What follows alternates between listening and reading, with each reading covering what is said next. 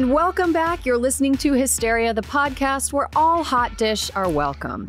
Our guest today is a senator from Minnesota. Before entering office, she was an executive at Planned Parenthood.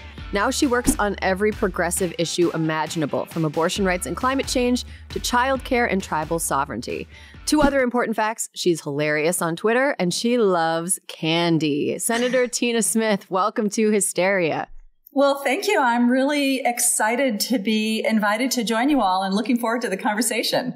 It's long overdue. We've wanted you on for a while. We're glad that it finally worked out. So let's get into talking a little bit about childcare. So this fall, Congress allowed a pandemic-era program that provided grants to childcare providers to expire, leading to tens of thousands of childcare centers to be in danger of closing and, by extension, throwing families across the country into chaos. There was just an article in the Washington Post today about what happened to one town when one daycare center closed.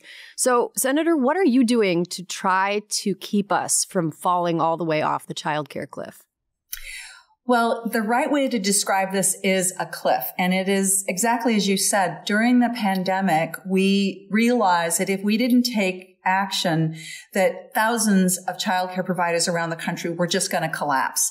And so we did. We said, let's put resources into those centers so that they can stay afloat and continue to provide care, even when there weren't a lot of kids in those centers because of the pandemic. It made a huge difference. But all those dollars ran out as of September 30th of this year. And so what are we going to do now? I've joined, am leading a group of senators that include Patty Murray and Tim Kaine and others to say, it is essential that we re-up that assistance so that we can stabilize those centers. And let's talk for a minute about what that money does. What it does is it fills the gap between the revenue that those childcare centers bring in and how much it actually costs to provide quality care for our little babies. And that gap is pretty significant. It's why being in the childcare business is not something that you do because you want to make a lot of money. It's something that you do because you know how necessary it is, how needed it is. We don't have that done yet. It was great that President Biden said he wanted childcare funding included in his supplemental domestic priorities. But honestly, we're struggling to get support for it in Congress, though I know that there's a lot of support for it in small towns and big cities and suburbs in my home state of Minnesota. So, Senator, you and other Democratic senators, as you just mentioned, are working to make families' lives easier. Why? Let's dig into it a little bit. Why is it so hard for the federal government to pass and enact popular, helpful, pro-family policies like expanding the child tax credit permanently, funding affordable childcare, and finally getting paid leave in place? What is in the way?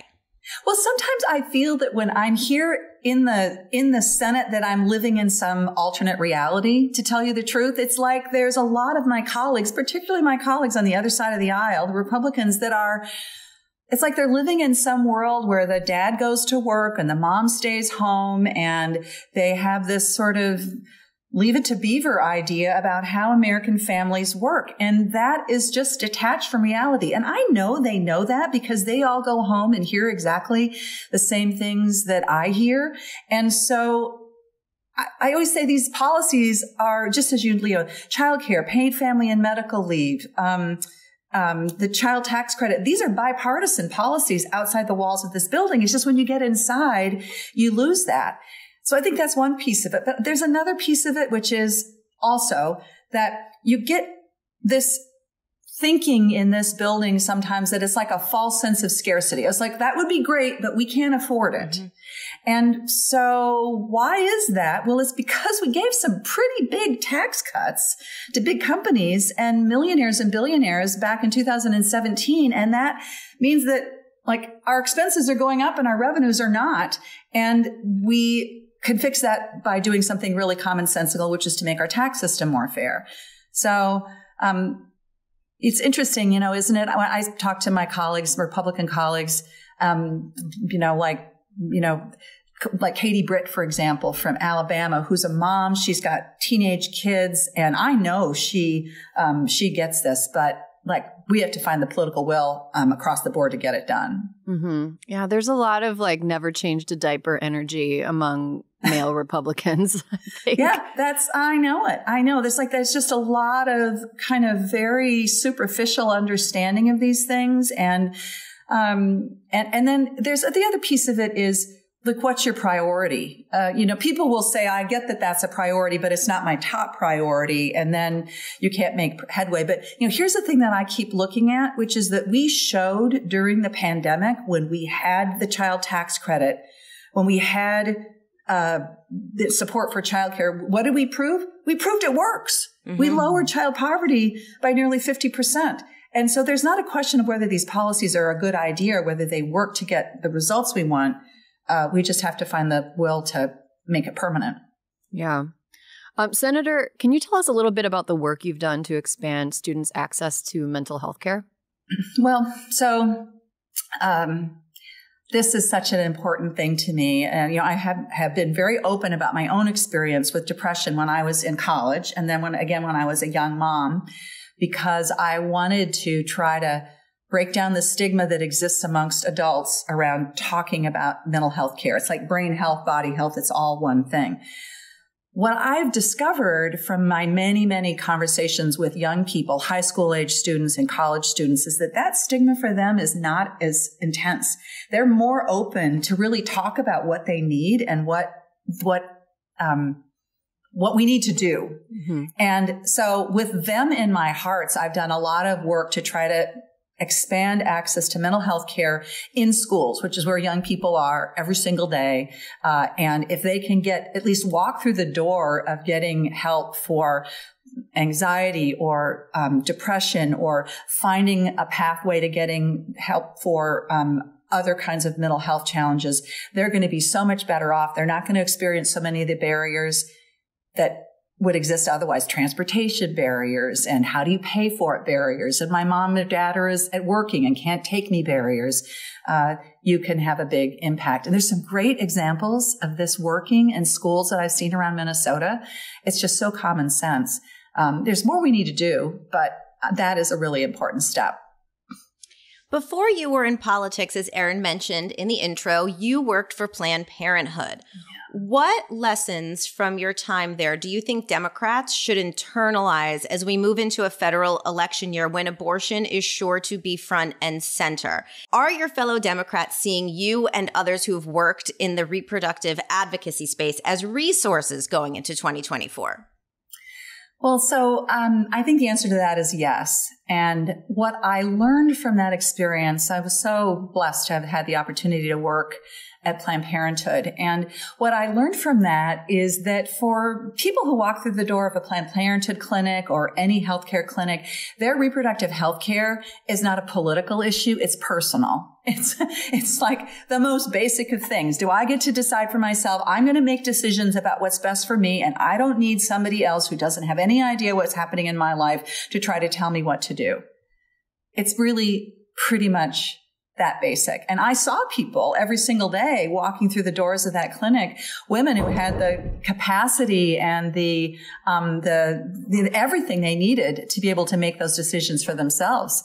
And so I try to share that with people and get them out of the idea that like somehow they have to second guess or judge or make decisions for somebody whose lives and stories they'll never know. Senator, what needs to happen in order for Democrats to hang on to the Senate next year? Well, when you first look at the map, you see 23 Democrats or Democratic held seats that are up. And that seems like a lot, and it can be a little overwhelming. But what I always say is if you break it down and you look at these seats, senator by senator, you can see a path forward to Democrats not only holding the Senate, but also potentially adding seats. And so let me just give you an example of what that means. You take a senator like Jon Tester in Montana, and this is a state that Donald Trump won with a pretty significant margin in 2020. But here's Jon Tester, who is an independent guy, loved and respected by his state. He knows that state inside and out. He's got a bunch of really conservative Republicans trying to run against him, and he is doing everything he needs to do to be able to win. And one of my favorite things about Jon Tester has said, which I think kind of gets at that ethic is, he said, he's running against a guy who's not a Montanan and hasn't been there for that long. And he said, I've got farm implements who've been in Montana longer than my opponent. I love that, right? Because he's just cutting through the bowl and just laying it right out there. And so we win because we've got such strong candidates who are known and trusted by the voters of their state. They're going to run their own races, and they're running against really conservative people that are out of step. I mean, Montana, another great example. Here's a state that has the voters have passed referenda protecting abortion rights in a state that you think, oh, it's a red state. But no, it's a libertarian state. It's a state where people say, don't tread on me. Don't try to tell me what to do. And Jon Tester's on the right side of that issue, and his opponents will be on the wrong side. It's a clear choice. Okay, so Senator, we're going to end with a truly serious question. St. Paul just got its first all-female city council. You and Amy Klobuchar are arguably the best Senate delegation in all 50 states. How do you get the vibes? What's Minnesota's secret?